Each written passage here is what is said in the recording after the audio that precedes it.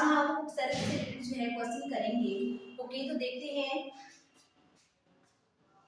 उपसर्ग होता क्या है। तो हमने उपसर्ग कर लिया था। उपसर्ग कैसे होते हैं, जो शब्दों के शुरू में लगते हैं, ठीक है। और शब्दों के शुरू में तो लगती हैं, लेकिन जैसे वो किसी शब्द के शुरू में लगती हैं, वो एक नई विशेषता वाले शब्द लाएंगे, या विलोम शब्द लाएंगे, या पर्यायवाची शब्द लाएंगे।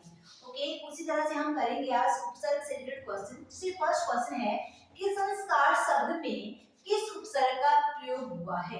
तो फर्स्ट ऑप्शन है सम, सन, समस या संस, ठीक है। तो जो संस्कार है इसमें लगा है अनुस्वार, ठीक है। तो इसमें जो बनेगा हमारे पास वो बनेगा सम उपसर्ग लगेगा। ओके, तो आप सोचिए किस तरह से।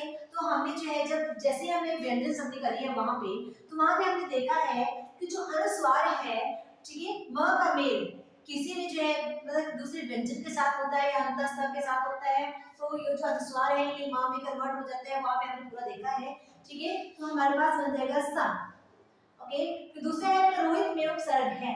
अब देखो पुरोहित, तो ये हमारे पास कौन सी संधि बनेगी अगर पूछेंगे, यहाँ पे तो बनेगी आपके पास व्यंजन संधि।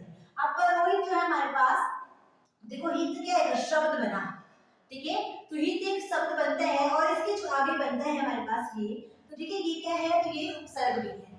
ओके, पूरा तो आपके पास बनेगा, देखो पूरस, पूरा, पूरा या पूर्व, तो आपके पास है ये विसर्ग संधि, ठीक है। विसर्ग संधि जो विसर्गों का वो हो जाता है, ठीक है। तो ये हमारे पास कौन सी संधि है, तो विसर्ग संधि बनेगी। और पूरा जो हमारे पास पुरोहित का जो उपसर्ग लगेगा पुरोहित में वो पूरा होगा, ठीक है, पूरा होगा। अब देखो चिरायु में उपयुक्त जो है उपसर्ग क्या है, ठीक है। जो चिरायु में, चिरायु मतलब आयु, ठीक है। तो ये शब्द बना है इसमें आयु, ठीक है। तो जो शब्द जो है देखो उपसर्ग क्या होंगे, जो शब्दों के शुरू में लगेंगे। तो आयु एक शब्द बन गया, तो हमारे पास क्या बचा, क्या बचा इसमें, तो चिर बना, ठीक है। तो चिर क्या है आपके पास, ये उपसर्ग है। देखो ऑप्शन है ची, चिर, यु या आयु। अगर आयु क्या है, आयु तो होती है क्या है, प्रत्यय है। ये प्रत्यय जो होते हैं शब्दों के अंत में लगते हैं। ओके, तो चिर क्या है इसमें, ये उपसर्ग है। ओके, किस शब्द में उपसर्ग का प्रयोग हुआ है। तो ऐसे कौन सा शब्द है जिसमें जो उपसर्ग का प्रयोग हुआ है। आपको पता है उपसर्ग क्या होते हैं, शब्दों के शुरू में लगते हैं, बार बार बोल रही है, ठीक है।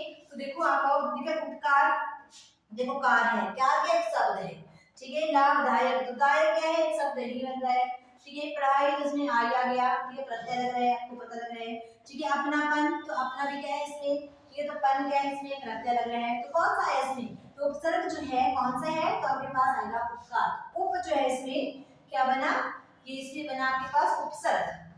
देखो लिखे हैं कि कौन सा उपसर्ग आचार शब्द से पूर्व लगने पर, ठीक है। शब्द कौन सा है, आचार शब्द से पूर्व लगने पर, ठीक है, उसका अर्थ जो है जुलम हो जाता है।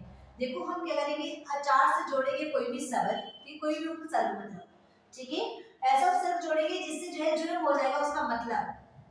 देखो लिखा है दूर, तो दुराचार, ठीक है, ये तो आपको पता है। दुराचार बन गया अति, नीर, अन, ठीक है। तो दूर के साथ क्या जोड़ेंगे, आचार, तो दुराचार बन गया। अति का बनेगा, क्या बनेगा, अति, कौन सी संधि अति, हाँ जी। तो हमारे पास ये यण संधि है, ठीक है। तो यण संधि है, तो आपको पता लग गया, तो इसमें क्या लगेगा, अत्याचार आ जाएगा इसका, ठीक है। तो निराचार और अनाचार। ओके, तो क्या बनेगा, तो हमारे पास बनेगा अत्याचार।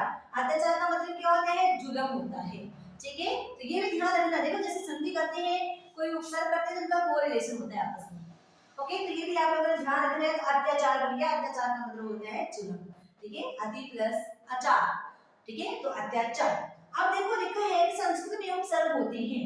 अब देखो ये क्वेश्चन पूछा गया था कि संस्कृत में कितने उपसर्ग होते हैं, ठीक है। तो आप लोगों ने कर भी लिया काम, ठीक है। देखो संस्कृत में ये आप लोगों ने वीडियो देखी हो तो आपको झट से पता लग जाएगा कितने होते हैं, 22, 13, 19 या 15। देखो संस्कृत में जो आपके पास उपसर्ग होते हैं 22 होते हैं।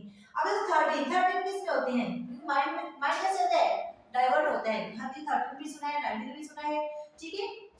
तो आपने ध्यान रखना है हिंदी में जो उपसर्ग होते हैं वो 13 होते हैं, उर्दू और फारसी में जो उपसर्ग होते हैं वो 19 होते हैं। तो यहाँ पे राइट ऑप्शन होगी 22। देखो यहाँ से जो है, देखो संस्कृत में उपसर्ग के ध्यान रखना, आपको 22 होते हैं, हिंदी में 13 होते हैं, और आपके पास जो 19 होते हैं उर्दू और फारसी में होते हैं। चलो देखो एक और क्वेश्चन देख लो, यहाँ से एक क्वेश्चन बना था प्रत्यक्ष, ठीक है। कि प्रत्यक्ष जो है, प्रत्यक्ष में जो है उपसर्ग कौन सा है, प्रत्यक्ष में जो क्या उपसर्ग लगा है। तो कुछ बच्चों ने प्र बताया था, कुछ बच्चों ने कुछ बताया था। देखिए तो हमने ध्यान रखना इसमें जो है प्रति उपसर्ग लगेगा। ठीक है, प्रति जो है इससे उपसर्ग लगेगा तब बनेगा आपके पास प्रत्यक्ष। तो यह प्रतिकूल वैसे ही रहेगा। ओके, तो आपने इसका भी ध्यान रखना, ये भी इम्पोर्टेंट रहता है प्रत्यक्ष का। ओके, तो थैंक यू।